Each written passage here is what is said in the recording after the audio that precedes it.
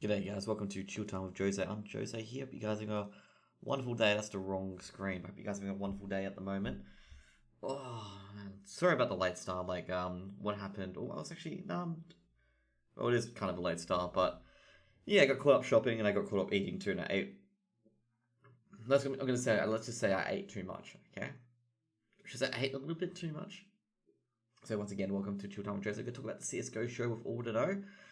And it's been a bit of jam pack. You know, the NA stuff is still blowing over as well. You guys may notice the NA scene, well, kind of getting a bit rolled up by Valorant.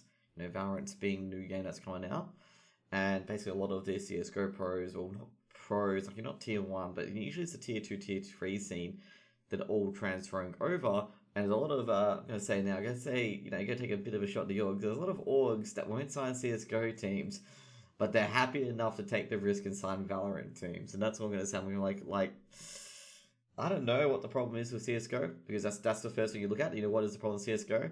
When, you know, an org is going to get a Valorant team over getting a CSGO team, which is a bit confusing. You got a game that's established.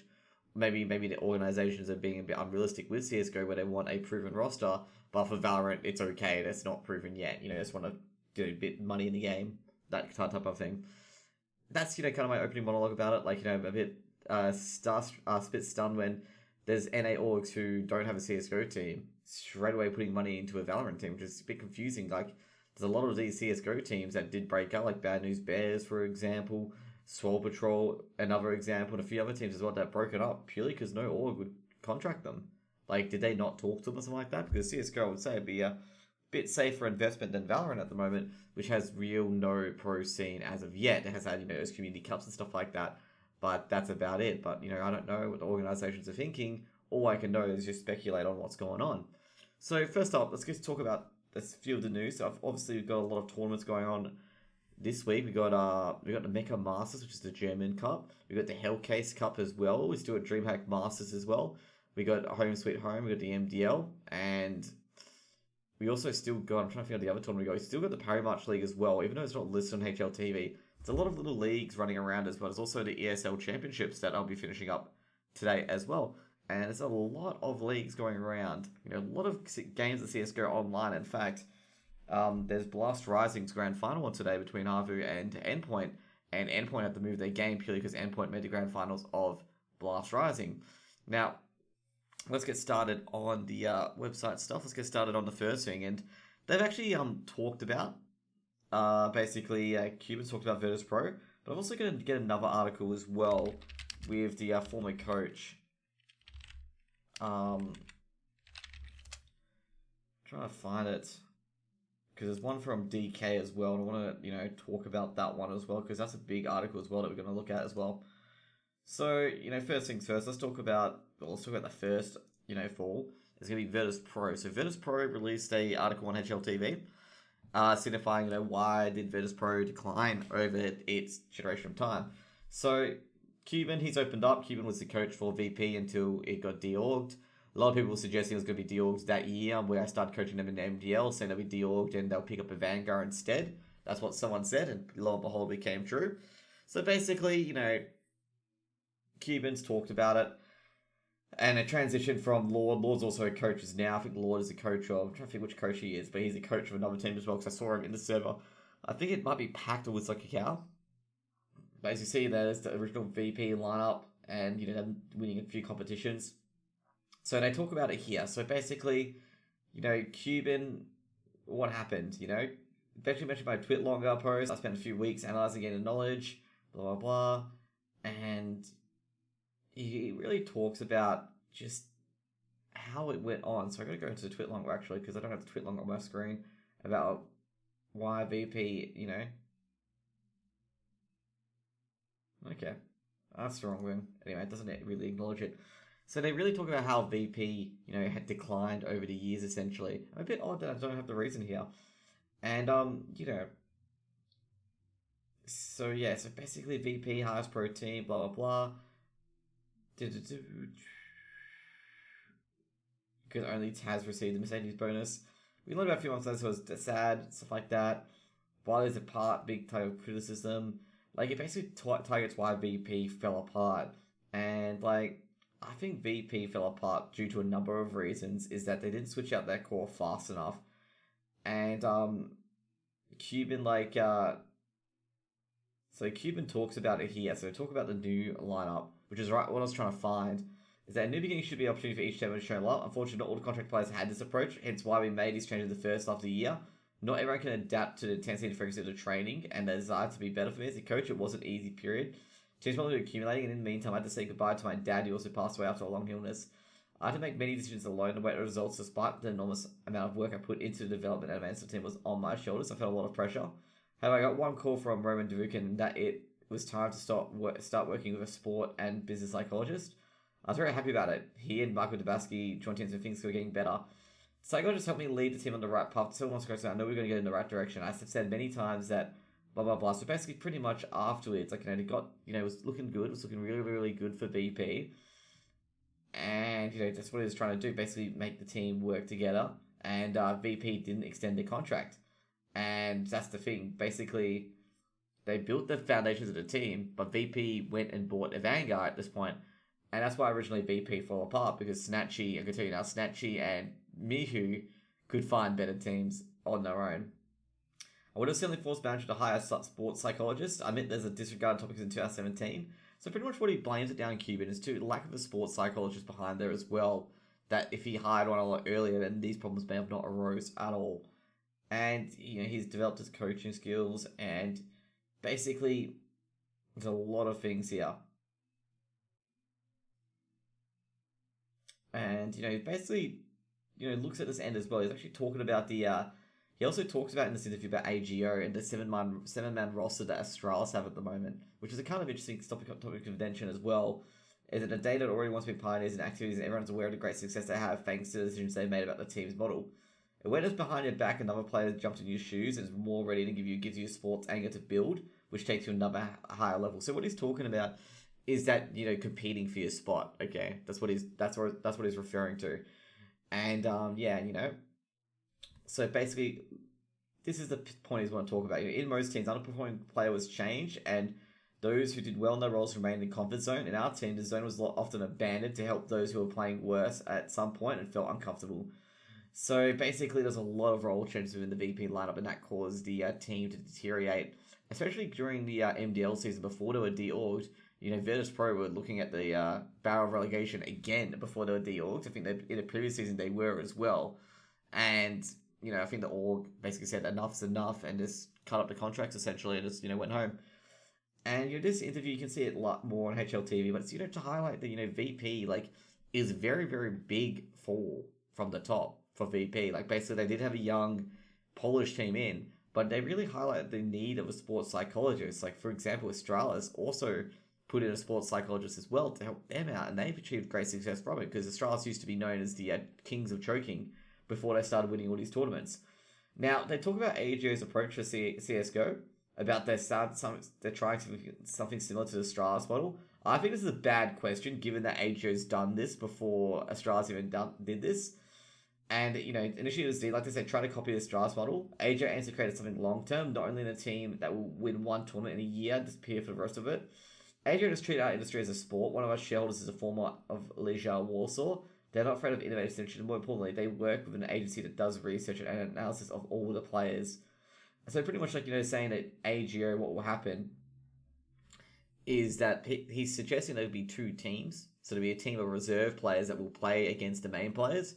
And that's what Cuban thinks Astralis and AGO are seeking to doing at the moment. And, I can take a bit more snippets out of it. So what we got here, we got the expanding influence of money, the policy had it, blah, blah, blah. And they wonder if that how the scene, so much money. Cuban basically says, I don't think the money would have mattered, to be honest. It was actually really just the play in the servers that mattered. And he does agree that the issue that the young players are too demanding, expect a lot of money at the start. And he thinks that's a bit ridiculous, where a lot of the younger players in the Polish scene try to demand for 80,000, 100,000 per year. And it's you haven't even really proved yourself out yet. And Cuban actually highlights that. Anyways, that's going to be enough for the VP talk, because that's how VP fell over.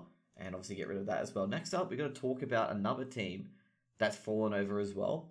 and that's going to be Nip. Okay, Nip. If you guys don't know what happened with Nip, so Nip replaced Lekro with Hampus from Gamer Legion, and this is basically Peter, the former coach of Nip. Essentially, this is from Decay, by the way. So this is essentially, main reason from this is basically they talked in the interview. Peter, it's going to be a 2-part interview, and Peter was basically the coach of Nip, and this was like a very, very interesting read, mainly because of the part of Exist, because Peter was told that Exist was leaving the team, and Exist literally was giving him a glass of water as he was on the phone being told that he should remove him. Okay, like, can you imagine the awkward scenario that you'd be in? And it's pretty much it. So what happened was that Peter began to generate, got a call from Heaton, he wanted to know if he was coaching a Nip. He said yes, and then basically they talked about Dennis, being up Dennis, and that's what I thought of him. I said he's a great player, but no doubt, but instead of him, who? And so this is very, very interesting. And so he got told he's going to observe, and he got a phone call. And, it's basically management taking the executive decision to move Exist and add Dennis. Did you see the article on the old VP? That was a good read. Yeah, I can't spend like years on that, on how they fell apart. But, Cuban's got some good insight on that. I try to like focus on the main attraction where Cuban was talking about why VP fell apart and like the issues in the Polish scene at the moment. I have talked about already.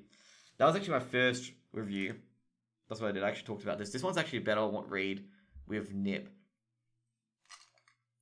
Well, I'm a huge VP all lineup fan, yeah. But this one's actually a really good read of Nip as well. Like, really, really good Nip. So basically what they said was that they're going to remove... This is what I don't understand, okay?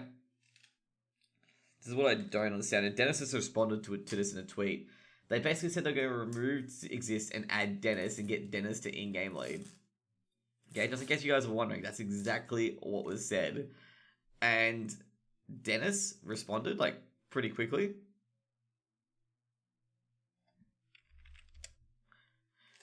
Man, I was AFK, must have missed the party stream already. Yeah, you missed the first part. Like, Dennis tweeted at this response because he read Decay's article, and he basically said, like, this is what he basically said. He basically said, as I get my mints out, he basically said that I did say I could lead, but I didn't want to. And yeah, this is like how Pitter's like reign happened in Nip, okay? And why Pitter's like really pissed off is mainly, like, he's not unhappy, he's unhappy about this, is that Lekro got removed, and you'll see throughout the article why Lekro got removed, okay? Which is, like, interesting, very, very interesting. So, this is the worst part, and I feel sorry for him about it, okay? So, Exist walked up to him and asked if he wanted anything to drink, okay? Like, come on. Can you talk about the MDL? I'll probably talk about that later, like, what's been going on there. Like, it's more accusations than anything. So basically, this is the worst part. Yeah, he's on a phone call to management. I don't want him there. And can you like? I feel super, super bad about this. Super, super bad about this. So basically, pretty much had to get back to Sweden, and then basically Exist would get kicked. So this is how Exist got kicked, basically. And he really wanted to coach an IP, but didn't act with much character. Blah blah blah. And yeah, hey, I got dumped on the phone, so rip me. Dude, Exist got told straight up that he was leaving the team. So the experience of management grew better after the start. The players in the team were not happy with the removal of Exist. I remember that right after Dennis was signed, we had a boot camp in Stockholm. Two of the players were so pissed that I had to talk to them in private. I remember I said I understood the frustration, but we had to leave that behind and do the best we could. And we couldn't let the frustration we had towards the management spill over on Dennis, okay? So, yeah, they dropped, they picked up Dennis and dropped Exist, and I think two of the team players were pretty pissed off, so I'm going to guess who they were. Well, I don't think you have to guess who they were at all. So, I feel bad for Peter in this thing. G'day, Cozy, what's up? So, thank you for the follow as well. I should probably turn that off for the meantime. I was already ready when management could come in and do any change about my notice in advance. Since I was promised during my first conversation with the CEO that before I signed, I would be deciding who's on the roster. And 2 weeks after that, they removed Exist, even though I promised me something else. So I understood that I couldn't trust their words fully, which I could fucking understand. Do you want to trade skins? No. Dude, I don't trade my skins, bro. So after adding Dennis, Draken's removal had little to do when he was performing or where we were performing as a team. In my opinion, he was a great player with a lot of talent. The only issue he had is he played different in practice as opposed to official games. That caused problems in our team during his official teammate, since they had to learn to play alongside him in practice and then differently in official. And that's the biggest issue I'm going to say now with some players. Is some players play different in practice compared to what they do in officials. I do have skins. I do have a few skins actually. I have the Hellfire skin that's worth a lot. Like, I think it's like $300 because I got it from a case. But, I don't want to trade it. Anyways, so they got a mental coach, blah, blah, blah. And, yeah, pretty much the reason for Draken is that Draken wasn't professional enough. And, Peter's like, Draken could have been good, but of course Draken gets kicked because he's not very professional, okay? So that's another one he reveals that Draken's not very professional. So what happened was that Lekro was brought in. Your Hellfire's worth more than my knife. It's actually it's worth quite a bit, the Hellfire. So this is where it gets even more crazier, by the way, guys. So basically, the meta starts to shift. They brought in Lekro. Dennis didn't want to be an in-game leader anymore. So Dennis is telling here, he's just like, I don't want to be an in-game leader anymore. And basically, Nip had to pick a new in-game leader from nowhere.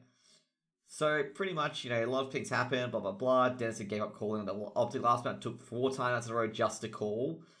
And not saying that Dennis was a bad sign, but he was the wrong signing instead of exist, okay? Like, basically, Peter's saying Dennis isn't shit.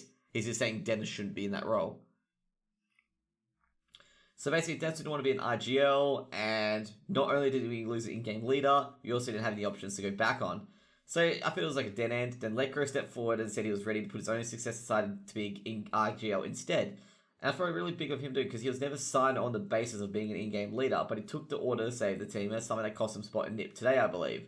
So in other words, this has all been started because Lekro got replaced, and Lekro took IGL of Nip, and now he's being kicked and replaced for Hampus, which I have no idea what he's doing for. Interesting. Let me see what it is. Oh, wow. It's actually someone promoting their own shit on my channel. See you later, buddy. Like, dude, you don't do that. Oh my god, dude.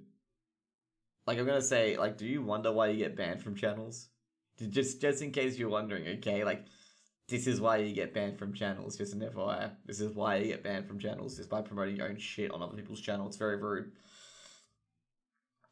So pretty much is that, Lekro became an IGL, and in those rounds, basically, they pushed through it, and they got, a lot of, tournaments on the board. They got top 8 in the major, which they didn't expect.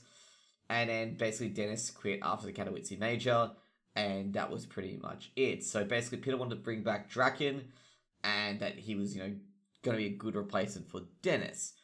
But in the end, they took on Flusher and a few others, and that's just part 1 of the interview. I'm going to say there, like, Lekro literally taking his chance for the team and then being replaced almost immediately is just, oh my god, I feel so bad for Lekro. Like, I still feel super, super bad for Lekro after, taking that for the team. Like, basically, 2 seconds while I translate this, by the way, guys. Yeah, dude, like, Russian dude, you don't come into other people's stream and be like, rate my video, blah, blah, blah, and then promote your YouTube on my channel. Like, it's not cool. Like, it's like if I go to your channel and just spam my link going, oh, come watch this, blah, blah, blah. Like, it's not cool. I just wanted to check what was said. But, like, this is where I can understand why Peter talked up about it. Is because Lekro was the only one that was wanting to become an IGL. None of the other guys stood up and said they wanted to be IGL. And then now they're moving Lekro, thinking that he is the issue in the game. Like, even though, like, someone said even, like, in the articles that it's not Lekro that's the issue. Like, it is, like, that's the most confusing part. Like, people are, like, going, like, Lekro was never the issue. Nip were playing quite well. Like, Nip took a map off Astralis in the road to Rio, which was Vertigo. And someone said there was, like, probably 2 other players you would replace Lekro with. And the thing is, they replaced it with Hampus. And, yes, Hampus does frag as an IGL. But, you don't disrupt your IGL position for, to get a fragging IGL over Lekro. He does frag as well, but he's obviously leading the team somewhere. Like, he's actually leading the team somewhere. And where's Lecro going to go? I'm not sure if he's going to go to Game of Legion, to be honest, because Game of Legion's already a basket case, given that they still have their coach in the game as part of the team. So I'm not sure where Lecro's going to go. Lecro might just stay out his contract at NIP. Keep paying the checks. Maybe stream himself so he can get some sub money on the side. But, it's pretty... I just don't understand. I'm going to tell you now. I just don't understand why NIP made this decision. I asked a few people that are inside of NIP, being like, why did he make that sort of decision? Your problem wasn't the IGL spot. NIP had a pretty decent IGL. That's not the spot you should be concerned about. IGLing wasn't the spot. Rez was inconsistent. Rez is a great player still. You keep Rez.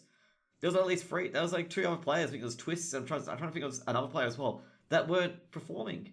They simply weren't performing. And if you want to kick someone before Lecro, you kick those 2 players. And Hampus, he's an IGL himself, but it's just you're really disrupting the core of your team just to get an extra bit of firepower out of your IGL. What's going to happen is what if NIP, they have a small honeymoon period and NIP's results will drop. Okay, they will drop. Okay, because of not having that stable IGL role. And that's the sucky part about it. They should have gone 7-man lineup like Astralis. Yeah, maybe they could have. Maybe they could have. They may could Lecro, Lecro being in as a rifler. They could have kept Lecro on.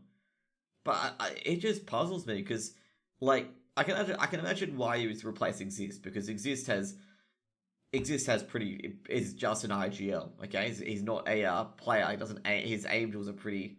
You want a bit more out of it, and that sometimes, especially when he was on Fnatic and NIP, his map choices were a bit. Do you study the other team's map pool? And I can understand that. But Lecro, there was no position issues at the RGL spot for Lecro. So that's what caught everyone by surprise. Anyways, we'll get into the next article, which I believe God sent. I'm not surprised about this at all, with God sent going after Fire League, okay? And I'm surprised this hasn't happened sooner, because everyone was talking about this. Everyone was talking about who was going to pick up Fire League from the Copenhagen Flames, okay? Because Fire League has displayed time and time again that he's an incredible order for the Flames. And Godsend are trying to target, Fire League and replacing Makalele with him. And, that's a great replacement. That's probably an upgrade on Makalele. I'm going to be brutally honest, it's an upgrade. Fire League's definitely a really good player. The thing is that they've got to pay the Flames. I don't think the Flames are going to let a Fire League that easily, given that their entire team is built around Fire League, okay? Their entire team is built around the star of Fire League. So I wonder, how Godsend are going to get Fire League out of the Copenhagen Flames' hands. And that's what they're trying to do. They're trying to get Fire League. They got Maiden, Stico, Zen, and Crystal. And, Godsend haven't commented. So I'm not sure if they are if they're going to get Fire League in the end. I'm going to put 75% no. Because I know the Flames do not want to give Fire League up, okay? They do not want to give Fire League up to, they don't want to give their star player up to Godsend unless he wants to go, basically. If he gets paid enough, obviously, kind of the S-tag route, But I don't see it happening. I think Fire League, he's a very, very loyal player to the Flames. Yeah, but if the money's right, yeah, pretty much it. As you said, if the money's right, and they're going to pick it up. I'm sure they'll take the buyout. Yeah, the Flames might take the buyout, but what sort of AWPer can the Flames get that's still in the scene, in the Danish scene? Then again, there's a lot of players around that they can probably just pick up an AWPer, but an AWPer just like Fire League, that's going to be pretty difficult, in my opinion. It's going to be pretty difficult, because Fire League definitely a star player for the Flames. So next up is the interesting one, where a guy told me on last Friday that Smooya and Snappy would move to a Chinese org. They end up moving to a Mongolian org in Tiger. And some people might be like, dude, why the hell are they moving to China and we're moving to Tiger? Okay, so first of all, if you don't know who's in Tiger, let's just highlight it here so you can see who's in Tiger. You may notice our little name, okay? Notice a name that may have been in Greyhound, okay? It's been a little bit of name. Urkast, hint, hint, nudge, nudge. Urkast used to play for Greyhound, okay? And the Mongolian team all talk in English, okay? So you'd be going, oh, Snappy and Smooya? What the hell? They might not speak English in Mongolia. Well, obviously there's going to be money involved as well. And it's the fact that Snappy won't be able to find a team. I'll tell you that now. And it's neither Smooya. Like, Smooya's pretty much ruined his reputation in Europe and in North America. Given that even though he was available for Endpoint to pick up, Endpoint chose not to pick up Smooya. So that says, Smooya may be a great, player. He's great AWPer, 100% great AWPer. He's got a great banter attitude and enjoy it. But he must be like locker room cancer, they call it, to the team. Or something like the whole team must be afraid of picking him up. Because no one wanted any point to go near Smooya. Okay? Like, they didn't want to buy him out, even though he's a substantially good AWPer. He's been a lot of fun on Flashpoint, I'll tell you that much. He's been a lot of fun, a lot of banter, a lot of, things gone through him. Big didn't renew his contract, by the way, Noobich, if you didn't know. Big didn't renew his contract, just an FYI, okay? When they brought on Sirison and Keto. They didn't renew their contracts. That's why he went, okay? That's why he went, because he wasn't with Big anymore. Yeah, he calls Smooya the Rat King. Yeah, because there's a lot of rumors that Smooya does, what he did to Big at the first time, I think it was, where he didn't want to play a LAN, so he didn't play a LAN. Like, nah. So anyway, so basically, they'll bring a wealth experience to Tiger. So Tiger is basically Urcast. Urcast played with Greyhound. Basically, they're replacing two of the players in there as well. And Smooya and Snappy are replacing. They're also replacing the IGL of Ninja 9, I think it is. Who's the IGL, has made a lot of questionable decisions, like as an IGL. Questionable as in, basically, he hasn't been up to snuff as the IGL. And they're bringing in Snappy, he's going to be IGL, and they're bringing in Smooya, he's going to be an AWPer, basically. And they'll probably, spark up the Asian scene. I'm going to say that Tiger should be a team to watch out for as well, because I think they'll, take down Tyler and a few others, given they bring in, like, extreme firepower from Europe. I thought Smooya was doing okay on Cast. He was, but he got smashed by visas, like the visa issue. And Chaos didn't want to sign him because of the visa issue. That's what was happening. And Smooya had to, unfortunately, leave. So, meanwhile, next one's up is going to be talking about the NA scene, okay? Like, the NA scene, what's been happening is I've read through this article. It's been a long article. I'm trying to think who wrote this. I'm trying to find a name at the bottom of the article. Would they pen the name? Where is it? I'm trying to think who penned this article. I know his name because I saw it earlier. But I can't find who wrote this. I really can't find who wrote this article. Oh, it's on the tip of my tongue who wrote this article. But either way, let's just start. Norte, that's right. Norte, yeah, under the headline. Is it? I must be blind. Oh, yeah, there it is. Thank you. Whoops. Yeah. Dude, I sometimes I skim read stuff. Here's Norte, he wrote it. Yeah, there it is. Thank you, my dude. But yeah, he wrote this, okay? And this is a really, really fucking good article, by the way. You read too fast? Yes, I do. I skim read way too much. But this is a dust too. This is a really, really good article to really describe the situation in NA. Okay, we touched on it last week, where basically a lot of the NA players were moving over to Valorant due to, not getting an org in CSGO. I talked about it earlier, where some of the NA orgs who are having Valorant teams aren't investing in CSGO, which is a bit confusing to me, because Valorant hasn't got an esports scene set up yet, and there's teams that are getting Valorant teams together, big orgs in NA, that don't have a team in CSGO. It's just like, wait a second, you're willing to try to go into a esports scene that's not even fully done yet, but you're not going to put a CSGO team out? So I think it might be a bit of give or take, and people can't say, oh, there's no backups, no teams that are out there, when there's like three teams that all broke up because they did not get an org who went to Valorant. Like, there's a lot of argy-bargy to be like, maybe the players asked too much, maybe the orgs were just not interested, they wanted a better roster, they wanted an ESL Pro League spot, I'm not terribly too sure, but, there was obviously something going around. So anyways, so we go down here. So basically Shazam, Sick, and a lot of the X complexities. There's going to be a lot of players that are fanning over. And, basically Norte talks about this. I think it was 3 teams to part of the Tier 2 scene. And there was a lot of people who were plugging the season out pretty much. And additionally, on our broadcast, players have pointed to the overbearing statistics of poor habits and culture.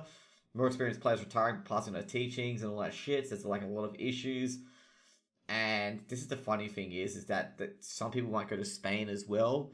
I mean, if I say simple Zai went to another, then I might be worried. Yeah, I'm not worried about the Tier 1 scene. It's going to be the Tier 2 scene and stuff like that. Like, For example, Overwatch's tier 2 scene is dead, and most of their players are probably moving to Valorant. So there's been a lot of concerns. There's been Whippy as well, and Yay, who've actually talked about it. And basically, a lot of people have been citing the lack of oversight in Rank S and FPL. And pretty much is that they were backed by Vanity, Steel, and Stewie2K. And lack of focus and practice seems like a huge thing in America. Steel basically said El Jacko, I know El Jacko quite well, because El Jacko used to like all my Instagram posts every time I promoted an MDL, because he was the only one reading them. So he used to like and promote on my Instagram when I was casting games. And basically, El Jacko and Steel got talking about a few things. And Tweets also pointed out this would penalise players who are unable to commit themselves to a team at a single point in time and possibly take away the opportunity for some to pursue playing the game full time. So pretty much what would happen is that what El Jacko suggested was that only ESL Pro League and MDL players could play in Rank S. And Tweez, who's I think he's the older player of the roster, because I think he's in Davies' channel as well, said that basically there'll be a lot of teams that want to go into MDL status but can't because they're not an MDL team or not an ESL Pro League team, either because they're removed from it or, they're not there, basically forces them to be on an MDL team. I think that could be a fair way. Jacko's probably got a point. It might want to do that. You have to be on an MDL ESL Pro League team or being on an MDL ESL Pro League team within, previous 6 months, but want to get back into the game. Maybe that roster would make a bit more. Then Whippy as well. Whippy, he's got another thing as well. People aren't aspiring to go pro anymore, or I don't look to play a game in a team setting. I'd never get kicked because they are friends with everyone, and they could do worse than a new guy every game, but never get kicked. It's very strange. By the way, Whippy is Russian. Just in case you guys are wondering about the broken English, Whippy is Russian. It's very strange to see how Sheikh Zula and co were never added to FPL. This was highlighted last time as well. Because one of the admin thinks they aren't good enough, although they have good achievements in their matches and so on. At the same, he doesn't want to kick players who are on lower level than them. So in other words, he didn't want to kick players that were below Sheikh Zula, but didn't want to invite Sheikhs into the game, which is so confusing. I like how Sheikh Zula has become the center of this. I'm going to say they're absolutely right. Sheikhs, I don't know how Sheikhs is not in FPL. When I saw Curry, his tweet longer saying that, Sheikhs wasn't in FPL, so I was like, what the, he's in Triumph. He was in Chaos. What's going on? He should be in FPL. These are teams that, are so on the cusp of EPL, ESL Pro League, that they should be in FPL. It's just what's going on? What's going on here? It's easy to place the blame on a number of factors for the downward trajectory, especially with the COVID-19. However, none of them more depleting than extreme effects on pickup groups, so pugs, on ESA and FaceApp, fostered the prize money in Rank S and FPLs combined with a complete lack of standalone tournaments to help players gain experience in proper team settings. The issue with platforms like FaceApp and ESEA is that they balance the interests of their players and the health of the scene, that is, the top level competitors who draw their attention to the hubs and clubs, and their own strategic company, which aligns enticing more and more players to take part in this competitive circuit in hoping to attain attaining a spot in the league. The way the money has been thrown around these leagues should be a shock, though. Famously, the two platforms that engaged in a bidding war in late 2018 and saw an enormous increase in their prize pools, with aiming to draw pros to play on their servers so they could make a qualification circuit on attaining an FPL spot or Rank S. So pretty much it set the downward triangle. So basically what happened is that they basically try to bring more money in for ranking higher, and what's happened is that instead of people playing in a team setting, a strict team setting, they just plugged it all the way up. And the issues arose for a player to invest their time into solely playing on these plug platforms due to the massive amount of prize money available, is that rather than practicing or playing matches with their team, watching demos and working on fundamentals and grenade lineups on their own, we'll see a tweet from fucking Steel about this as well. Because one of the players that he was playing with did not know how to do the Mirage Smoke on stairs, did not know how to do Mirage Smoke on jungle, things that I do know how to do Mirage Smoke on jungle, things that I know as a fucking silver on how to do. And there was players in this pug scene that had no idea on how to do it, and this is what Steel gets pissed off about. And the fund has been distributed to the primary platforms in Rank S and FPL. Reach out to the members of the staff, and pretty much FPL paid out $986,000 to its players, and FPLC put $180,000 as well. And ESEA is about $205,014 for Rank S, okay? So they paid out about $1 million from FPL, and they paid out $205K from Rank S, okay? So, like, when you get, like, 30k for winning MDL or something like that, it's just like, but you can go to the pug hubs and probably get that much as well and don't have to, do practices and watch demos. And this is what they're worried about. So, that's the big thing. So matches of rank S have only played out on Fridays after the organizers made a change to the format due to losing the aforementioned bidding war Face It. So, that's pretty much gone fast for us. So firstly, the prize pool for 2 free long training session on MDL is 35 grand, which is distributed only among the top 8 of the 16 teams, while placing in the top 3 during a promotion with your Global Challenge, which offers a 75 grand, okay? So, look at that. So 5,000 a week is evenly split, between team of 5. And that 5,000 is for 12 weeks of effort. Less than 6,000 prize pool that is distributing among the top pleasant players in rank S and rank G combined per week. So, why? This is the thing. Why would you bother doing an MDL? Let's just say, 8 weeks, 12 weeks including playoffs as well. I think it is. Is it 12 weeks? No, it's 8 weeks. 8 weeks of MDL, then 1 week of playoffs. Why would you bother? When you can go to a pug hub, pug for a bit, and potentially win money through that. You can win a bit of money through that. And this is talking about being top of MDL, getting 25 grand. I can understand why that spiral has occurred. Why bother being in a team setting? So that's one issue that's made it spiral out of control. And another issue is basically the money factor, is that some teams don't have orgs, but they're good enough, and they're reliant on these pug hubs to generate money, and they won't play in a team setting. And that's why a lot of these teams have pretty much fallen apart, is that some of the team members rather just pick up groups and just earn money through the hubs that way, rather than, rank S and FPL, rather than, do it for MDL. Because MDL doesn't give much of a reward. Maybe they can, what a few people have suggested is that make the 5v5 cups, team-oriented again, and to offer a lot more money in the team events rather than the pug hubs, okay? So don't offer any money in the pug hubs, offer more money into the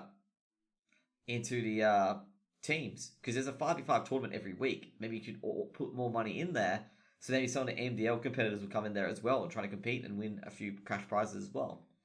So next up, we're going to talk about some of the drama in the MDL scene as well, which is kind of, random on Wednesday. So this was posted on the Wednesday, which was very, very interesting, which is by Ryan.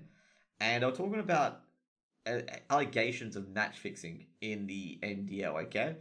So pretty much, big use that Flom said it's hard for teams to get an org, but if you don't, for you don't know if you can move up with MDL or not, yeah, you basically can't move up or down this season, since ESL Pro League's relegation is relying on last season, so it's basically a training thing. It's not great, but $2,500 a month versus 12 months is not that bad, but I mean, you can live off that, but you won't get to sit at home and play games for $2,500. It's not great, but you can, do pugs, less studying in a team and get that much amount of money as well. Now, the other one is this one. The other one is that people think they're betting and throwing matches. There's been no evidence of this yet, okay? There's just been allegations being thrown apart. And obviously, there's been a lot of things, being said in here. And, Flom mentions about it as well here, that they know that, two teams that are doing it, where they're actively throwing matches and putting bets on themselves. That's what's alleged, okay? That's what's been alleged. Okay, so it's not true or anything like that. That's a bit of a joke from Whippy and Zans, given that Whippy's in Rugrats. But, Semphis also made a thing as well. And, a lot of people are talking about it as well. And, I do trust Flom, though. You can trust, but you want to verify it. You can always trust people, you want to verify it. But there's definitely some MDL drama in here in NA. And there's apparent, fixing apparently. And, and then people think Whippy was serious. Like this guy, for example, thought Whippy was serious about it, about him telling his team to withdraw. And there's a joke about Smooya, of course. And, Strong Legs, he's back again. It's a irony of Strong Legs saying it, though. considering, he didn't get done for match fixing, but he got done for betting, okay?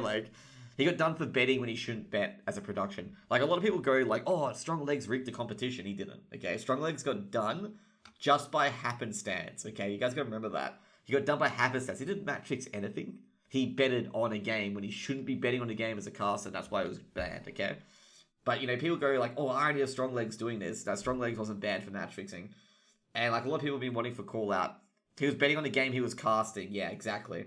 Like, people go, like, because it was said in the same article as Effie and Cardiac, who Effie, funnily enough, is on a Valorant team now.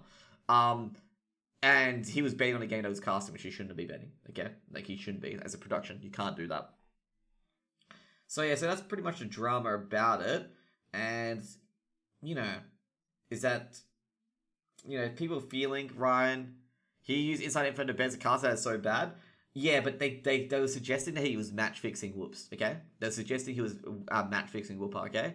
And I'm saying it's bad what he did using inside information to bet 100%. That's bad. He's on production of CSGO. That's pretty bad. People were suggesting that he was match fixing, which he was not. Like, he was not match fixing. What he was done for is he was betting on a game while being production as well. It's unethical. Yeah. Yeah, no, but I don't believe in that at all. Okay, yeah. Just a few people think he's match fixing. That's, he didn't match fix. He wasn't like I find I find betting when you have inside information, like the tiers of I'm not saying it's good, okay? I'd say it's like mid tier bad, okay, using inside information to bet. Fixing matches, high tier. Yeah, it was betting on a game that ESA said was match fixing was in, yeah. I think it's just by happenstance. Like, by happenstance what was going on. But if you didn't know about it, they really couldn't prove it anyway. But either way, he gets done due to the catch-all rule from Valve. And, ESA, feel free to do that. Anyways, let's just go back to this. But, apparently there's some, match fixing in the NA scene. Alleged match fixing. We don't know if it's true yet. There's no evidence being thrown around. Davey did tweet out that he said he brought proof of this before to an admin. And nothing was done about it, okay? I even bet on that. I even bet on that for the history of that team, but my betting days are over. I don't know. I don't know what happened in that game, and that was pretty bad. And Dave and a few others have been saying, they feel like some of the teams have been match fixing and throwing, and that, he's reported before and nothing seems to get done, which I'm not sure if anything is being get done. Like, sometimes you can report a team, but you can't really, there might not be the evidence to prove it, which kind of sucks. Like, there's a lot of scenarios where, the guy, like, where a guy is guilty, like, you feel the guy's guilty, he's got, you've got a bit of evidence that says he could be guilty, but it's not enough, that kind of thing. Sometimes you could know the person's guilty, but you can't actually prove it, that kind of thing, okay? That's not happened in this instance. This is just an allegation at the moment. We can't proceed with, should we, basically put the guy in jail and lock away the key? We're just going to wait for ESA to, look at the proof and stuff like that, and then we can make a judgment then. A lot of people, do rush to judgment, and it ends up, them being flat on their ass. Anyways, next up is going to be this one. So basically, JDM moved over to Valorant, and this really highlights a lot of the old CSGO talent who couldn't really make it in CSGO, the pro scene, just moving over to Valorant to have a crack at it, okay? A lot of people, keep saying that's the end of CSGO because a lot of tier 2s moving over. A lot of the players that are moving over, 95% of them, as Nubich has said, because I did count them as well, is people who have not played in the active ESL Pro League for about 1 or 2 years, and I can understand them doing it. I think the big issue is this season, really, most teams don't care, so it looks really odd. Yeah, to be honest, like, most teams don't care, because you got Valorant, and you also got a non-move up season. Dazzle said it the best. Like, Dazzle's tweet is actually really, really good on this. Unfortunately, I don't have Dazzle's tweet here, but I'll grab it up. JDM's moving over, but I'll grab it up in the meantime. I'll get Dazzle's tweet, because Dazzle, he sums it up pretty well. So I'm just going to get his up. So basically, JDM's moving, and what I'm saying is, like, the tier 2 scene's getting ravaged, because a lot of players are, they're not getting the orgs they need in the lower levels. So they might as well just go take a punt. When they see Brax and Sub Rosa and a few others getting signed up for tier 1, and Food as well, it's like, why not give it a crack? If Brax and Food are getting it, maybe we can get it too. Maybe we can get the org money as well, because we got bills to pay. I talked about this at length on last episode, where the NA players, like, there's a lot of top tier talent in these NA teams, and they're not getting picked up. And therefore they have no salary. They're basically probably living off savings or whatever they win in a prize pool. And why not go for the bigger teams? Why not go for a team? Why not go for the shot, And yeah, so pretty much Dazzle did tweet about this. And yeah, it's definitely the perfect storm that this season of MDL is a massive shit show. Rumors of teams throwing, people don't care about games because it's a non-move up season, and a bunch of players aren't even playing CS and grinding Valorant instead. Sad times. So I can see why that. Why not just get at least a paycheck? Yeah, exactly. You know, maybe only good for a year. You get a paycheck at least. You know, maybe get 200 grand per year. I doubt you're gonna get 200 grand in a year, but why not? Why not go for it? If you get paid 120,000, 140,000, maybe 80 grand, maybe 60 grand a year for like a year or two. Why not? Why not go for it? Why not? Why not? I'd go for it too. You get 8 grand, see how you go on a game, and if it doesn't happen, it doesn't happen. But why not? Why not go for it? You can come back to CSGO as well. It's the FPS. Most of those skills are transferable. You may have to learn the recall and stuff like that, but it's not the end of the world if you do foul at it. You still got your backstop. Even though the bottom of the CSGO guys be like, he's coming back to CSGO. I knew it all along. He's just washed up pro. Like that kind of thing. Okay. You're gonna have the scum of the CSGO basically say that to him. But, why not take a shot at it? Like, I encourage these guys to take a shot at Valorant if they want to. If they do find Valorant enjoyable. I personally, I'll try to cast Valorant, but it's not going to be my main goal to cast Valorant, okay? I want to cast CSGO a lot more. But if CSGO feels like that point where, because I've been feeling this as well, where, basically there's too many casters, it's just going to be like, well, what's the point? It's becoming that point for me in certain areas where, literally, I'm the only caster who's casting MDL because everyone else has got paid jobs elsewhere in casting. And I'm sitting there going, what is going on? Okay? Why?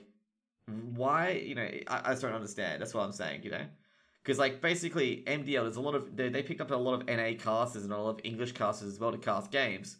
And now, with everything being online, I'm literally probably the only English caster, along with Wolfie as well, who is actually casting MDL games.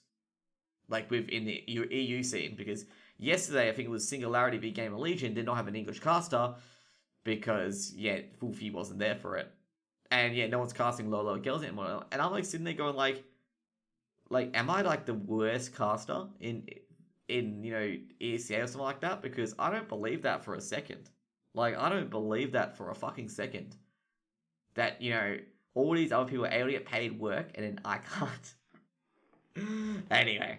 I shouldn't bitch about that, but that's something that's going in my head. I'm going, what's going on here? Am I not asking the right people or what? Am I not asking the right people? Because there's a lot of other things as well. But anyway, we'll talk about my casting issues later. But there's not many people casting MDL games in EU, and it's pretty disappointing since Vortex basically pulled out. It's just been, I'll tell you now, that I can't help you with. Yeah, pretty much. You don't need to help me with it. It's kind of a... You can help out in a way, but you can't help out fully. It's kind of a me deal. Am I... basically, let me just be honest, okay? I'm not whinging about the orgs not picking me up. I'm looking at myself going okay, what can I do better? Am I approaching the right people? Do I have the right network to apply for these roles? That kind of thing, okay? I'm not saying that it's anyone else's fault other than me, okay? Just in case you guys are wondering why I'm whinging and complaining about it, I'm just can I do better? Reviewing it. It's part of my review. And, I didn't ask the right people at Blast, but by the time I got to Blast, they had already picked their talent. They had picked their talent already. And Home Sweet Home, well, pretty much, they have not been, when they have to replace their talent, they've already got people on an inside list, it seems, because it's never been announced that they need more casters. So I think might be an inside list there where, certain people have been put on, essentially. I don't think many got on Home Sweet Home. Yeah, I don't think they were advertising for spots, because otherwise I could say now that Komodo would have probably jumped at it. Most well-known casters. Oh, no. What? I'm talking about the closed qualifiers. Because closed qualifiers had a different set of casters. Okay, they had a different set of casters, which only a few of them I heard. So I was a bit perplexed, because I thought I was oh, okay, I didn't hear that. Maybe that's what I'm saying. Maybe I'm not being with the right people, where when opportunities happen, I never hear of it because I'm, the people that, I'm meant to know are not there, that kind of thing. But anyways, let's go on to the next article, which is Valorant's releasing, by the way. So Valorant's releasing June 2nd, and that's when the AU DreamHack starts. And I'm just curious why Valorant has rushed their game out, it seems. Right? Has rushed their game out.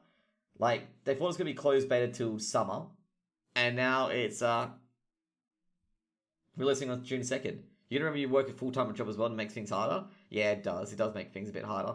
Because if I miss one game, they'd rather take someone who won't miss a game at all But I think some of these people as well do work full-time jobs. And that might be why like Conky and Komodo can't find their way in to that sort of scene as well. But Dweg can. Does Dweg have a full-time job? No, Dweg doesn't have a full-time job. I'm trying to figure the casters that are in there. They're Australian. I know Dweg's in Home Sweet Home. And that's about it. You know, that's pretty much about it. Anyway, so Valorant's coming out on June 2nd. Not really any big surprise that Valorant was trying to release quickly as they can. They've got that hit register bug in the game still. I'm a bit concerned about it. They have not like got all the bugs out. And Valorant as well, the observation tools as well. I'm not sure if they've been fixed up yet. I might want to talk to BOQ and Komodo about that if the observations have been fixed. But I know the issue where hells weren't being shown, and you know they fixed that up as well. But that's coming out, and that might be an issue for the NA CSGO scene because you got a non-move out season, and you got Valorant cups popping up everywhere trying to create some sort of an esports scene. Same as Vince. Well, you know, Vince and Dust, like, I'm not too sure. Like, Vince has got, like, a lot of jobs on the line. Like, he can go back to Home Sweet Home if he really wants to, okay? Like, I don't understand why people are saying that, oh, good to see Vince has got a tournament. I'm like, Vince has always got tournaments. Like, I don't see people say, I don't understand why people say that. I know he's got health issues. Like, I know he's got health issues. But I don't understand why people say that. I'm like, no, Vince is pretty connected in the scene. Like, I don't see why someone goes, oh, it's good to see Vince in a tournament. I'm like going, no, Vince is pretty established in the scene. Like, I know he's not casting majors, of course, but he's getting into those tier 2, tier 1 tourneys from time to time. He's done a major, like, you know, that's what I'm confused about, because someone actually commented that saying that, oh, it's good to see Vince in the tournament scene now. And I go like, he's been in the tournament scene, like I don't understand, like like I'm sitting there going like, dude, he's always been in the scene, like, you know, he got to Home Sweet Home, then now he's gone from Home Sweet Home to DreamHack Masters, I believe, or is it, no, it's not DreamHack Masters, it's Blast Rising, and it's just like, dude, he's still getting to those, like, he's, you know, is Vince not with Roth? What do you mean? Do you mean, he has a hard time finding work? Oh, okay. Yeah, you know, it's just kind of odd, you know. Maybe it's just finding it odd of the CSGO scene, which I can understand, because, like, dude, every man and a dog are trying to find it at the moment. Anyways, guys, we're going to go to the DreamHack Masters. Talk about DreamHack Masters, actually. We got EU starting.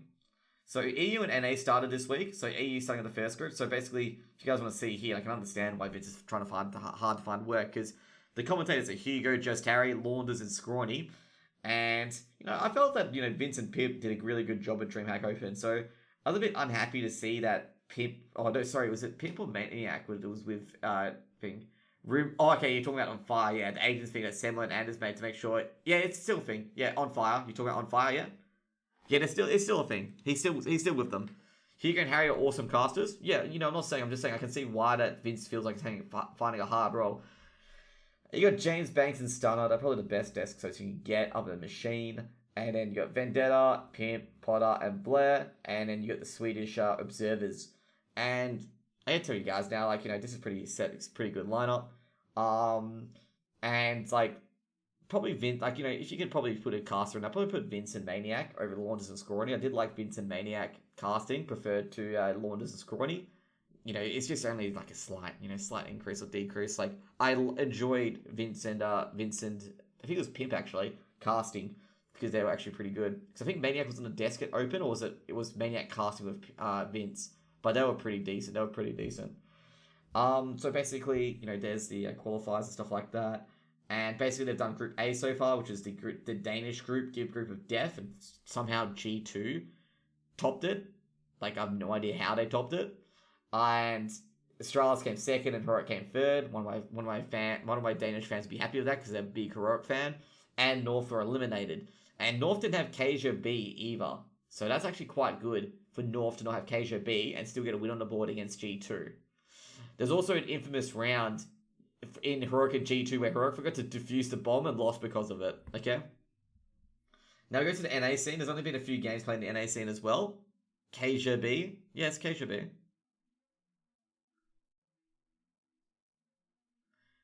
But he's like their star player for North, and that's why, it's actually did a pretty good job on, getting a win at least against G2, considering, they don't have their star player. So now they've played one set of rounds, not Cajun B. First, I thought I said Cajun B. Okay, not Cajun B. I know they called him Kirby at one stage. Like, they called Cajun B Kirby. I'm not saying Cajun B. I'm saying... Anyway, they called him Kirby at one stage. I was actually kind of saying, who the hell's Kirby? And then, either way, Danish names kill me, okay? Danish names murder me to tears, okay? They're evil Danish names, okay? But anyway, Fury's got 2-0 on the board. Fury's probably going to make to the finals. They have made it to the finals. Team Liquid is in a spot of bother, because Team Liquid's got to win one game, and then hope the team that they win comes third, because the other two teams, like, Chaos and MRB, haven't played yet.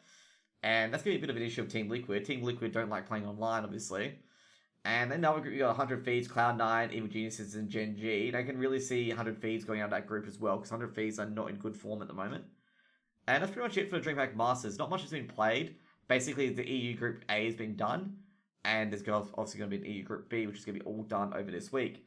And our next part is going to be the Home Sweet Home Week 4. So basically, it was the finals. So we've got, Sprout and Gamma Youngsters went through. And Team Secret actually got surprisingly close, to winning that, but Complexity, once again, winning their second. Chaos beat Liquid. Yeah, even Steel could believe it. Yeah, a lot of people couldn't believe that. Chaos beat Liquid. A lot of people didn't believe that. But, Complexity took down Team Secret, okay? And I'm going to say Team Secret did a really good job to get up to Complexity, but in the end, very close matches, 16-11, 16-12, and Complexity take their second Home Sweet Home. Now, Home Sweet Home Week 5 has been continuing, as per usual, and I'll talk about, this is what I'm talking about Newbridge as well, with the close qualifier spot as well, is that they had a lot of these casters I'm not particularly, I don't know, but I know Gothica, I know that much, but, they had a lot of different casters, and that's, I didn't know that those positions were open, and that's why I'm saying, maybe I should look and ask them if any positions are open before going into it. Because the closed qualified a lot of casters that I didn't really know. I thought it was going to be, basically group stage casters doing it. Now I know what you're talking about. Yeah, exactly. Like, I don't understand it. But anyway, so first of all, the first 3 groups are being done. Nordovan defeated Skade earlier. And basically, see here, Contact Gaming. There's, like, Foreign put out a tweet that was really castigating Contact Gaming. And, dude, like, in a group with Forze and Simon, you should be really, you shouldn't be really losing to these teams and not making out of the groups. So you got Smash and Hard Legion once again, AGO slipping up again, and Team Secret and Team Spirit probably the guys to make it out. Especially Team Spirit making it out. Team Secret making it out. Very, very interesting. I know some of those casters. Well, I don't know them, but you get the idea. Yeah, you've heard of them. So Team Secret made it out. Team Spirit got beaten by Team Secret. So I'm going to be really interested to see Team Secret and the MDL if they do make it out of Advanced. And now next up, we're going to talk about the Europe MDL. So pretty much so far with this, I suspect Heroic and Nordovan should make it out here. Heroic's currently versing Windstrike at the moment. I'm not sure how that's going. But talk about the Europe MDL. And the Europe MDL, I should probably go into week 4 because it should go into what's happening here. And week 4, there's a lot of games today. This game won't happen today, Endpoint v Demolition Crew, because Endpoint's participating in the Blast Finals tonight. So that game, which games I casted this game. This was an absolute cracker of a game. Basically, Alternate Attacks put Namiga on the back foot really early, and Namiga had to come back, and they got so close, but not close enough. Sprout took down Nordovan. Prosto took down Hellraisers. Demolition Crew beat Gamer Legion, and this was a mighty huge comeback from Demolition Crew. As Gamer Legion were up, I think they were up like some ridiculous amount. I think they were up 10-5 at the half. Or 9, yeah, it was 10-5 at the half, I believe. It was 10-5 at the half. And they couldn't convert, I think it was like 4 or 5 match points. And Demolition Crew took it to overtime and won. And then you got Fate v Unicorns of Love. Unicorns of Love continue just floundering, basically. They have not won a game in quite a while. Whistle Cacao took down Alternate Attacks. This was actually a pretty good game to watch. Whistle Cacao were very, very good at Overpass. Like, basically, at the halftime of Overpass, Whistle Cacao were going 8-7 up, which is below par score. And they got 8 more rounds on their T side, and Alternate Attacks can only muster 4 CT side rounds. And that's, that was a really, really good game by Whistle Cacao, because being on T side of Overpass when you only got 8 rounds on your CT side, it's very, very difficult to win from, given that the pass score is generally 10-5 to the CT side. Now, last but not least, they've got Pact v Prosto, and Pact, to take a big scout, they get the 6th win on the board, and Pact are currently 6-1, and leading the MDL from this result. So Alternate Attacks took down Sprout. This was the massive upset, that Alternate Attacks taking down Sprout on Inferno. And another upset here was Namiga basically decimating Prosto. After what happened with Alternate Attacks, they basically decimated Prosto. Now, Hellraiser is taking down Gamer Legion, not surprisingly. Down here as well, Singularity taking care of them. Got really close, but Singularity got on top. Sprout took down Prosto in a close matchup, kind of expected the 16-14. And Namiga destroyed Hellraisers, basically. Hellraisers came back a bit. They got 2 to 3 rounds on the board, and this Namiga just blasted them over. Prosto lost to Fate. Fate took down Prosto as well, which is a big upset. And I'm sure the Fate guys would be very, very happy with that, given they've taken down Yukinder and his career at Prosto, given that Prosto was a finalist in the MDL. And Skade took down Demolition Crew, kind of expected, and, well, this game's not going to be played today at all. Now, I think we're going to get to the North American scene, and the North American scene, well, there's been a lot of craziness happening in the North American scene quite recently. In Week 4, if we can find it. Week 4's got a lot of games, and especially the one between, Keep the Comms Up and another team. I think it's Buff Daddy's PayPal crew, and that was a crazy sort of games. Basically, Buff Daddy, PayPal crew, busting out negatives, trying to win the round, and, Keep the Comms Up, we're up by 6 rounds, but everyone was thinking that Buff Daddy's crew would win, and ended up not winning. Now, Blood, Sweat, and Tears took down Rugrats, the Whalers took down Warriors, Keep the Comms Up got smashed by Big Frames, Alcoholics Anonymous took down Way to French. Warriors took down Big Frames as well. There's been a lot of games that have been happening. Swedish Canadians under 21 have been winning their games as well. Chaos actually was upset by Keep the Comms Up, which is a massive, massive upset, by the way. And people didn't see that one coming even. People were suspecting that something was up in that game as well, because the MDL scene at the moment has been surrounded with, allegations of match fixing. And that's been the big issue there. That's what people have been suggesting that's been happening there with that game. And there's a few other games as well. There's a forfeit for Mythic because Big Frames couldn't get their 5th player. And that's where Flom got really, really pissed off at ESEA for these wildcard systems. And I think twice now Mythic's got 2 forfeit wins. I hardly doubt Chaos for their games. Yeah, so did I. I think Keep the Comms Up played a lot better game. I don't think Steel would do that. Steel learned his lesson, okay? So next up, we're going to talk about the Australian scene. And the Australian scene, I'm going to say, has been I'm actually happy to see Truckers of Attitude there, by the way. I'm really, really happy to see them there. But Truckers of Attitude, they got a bit of a check this week. Yeah, no way Steel would do that. Yeah, exactly. I agree with that as well. Truckers got a huge check this week. They got checked up hard. I'm trying to find it. I'm trying to find where the Truckers got checked up. I think I talked about it last week, actually. I'm not sure. Where are the Truckers? The Truckers defeated Bance in their first game. That was a good game. Truckers won that. They took down Bance. Bance is trying to prove themselves, and Truckers probably going to hang on to that 5th or 6th spot. Rooster lost to Chiefs, kind of expected. Rooster have lost a bit of their shine recently, and going down 16-7. A lot of teams Rooster's going down, blah, blah, blah. I don't think that's a good thing for the scene, given that Rooster was probably challenging the top 4 spots. Avant just decimated Paradox. Forbidden got decimated by ESA Open, who picked up by Control. Rooster got back into, form, taking down Bance, and the 419 just basically got destroyed by Justice. Order took down Rooster in overtime 19-16, and Over took down Paradox 16-9, a game I casted, and that was a very, very great game by Over, especially by Zell and Tax, actually. Tax got a lot of kills with Dior. Avant took down Justice 16-2, Chiefs took down Skyfire 16-7, Ground Zero won by a forfeit, Paradox beat the Truckers 16-13, which is probably disappointing to see for the Truckers. And Order took down Ground Zero 16-4. Now, Truckers also got a chin check, I believe, from Ground Zero. So at the end of the last week, I think it was at the end of it, Truckers took down Ground Zero, tried to take down Ground Zero, had the new roster, and the Truckers got absolutely obliterated. And that was not a good match to watch because Truckers were just getting counted everywhere. And I think I was casting, which game was I casting at the time? I think I was casting, the Truckers game, actually. I'm not sure what game I was casting on the 14th. Maybe I was casting the Avant v ESA Open game. I'm not terribly too sure which game I was casting, but I was casting one of these games. And yeah.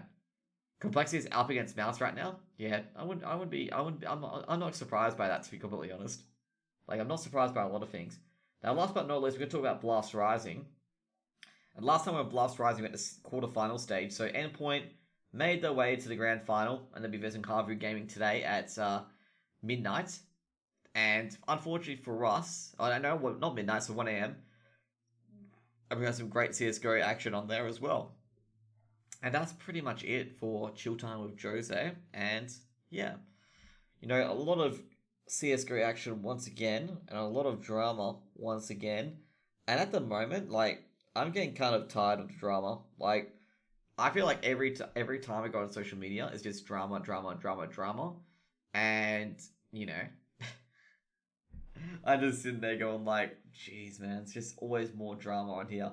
I hope the NA stuff isn't true, but you know, you gotta check if it is true or not. I just hope it isn't true because that scene is gonna get hit a lot harder because of it. Okay.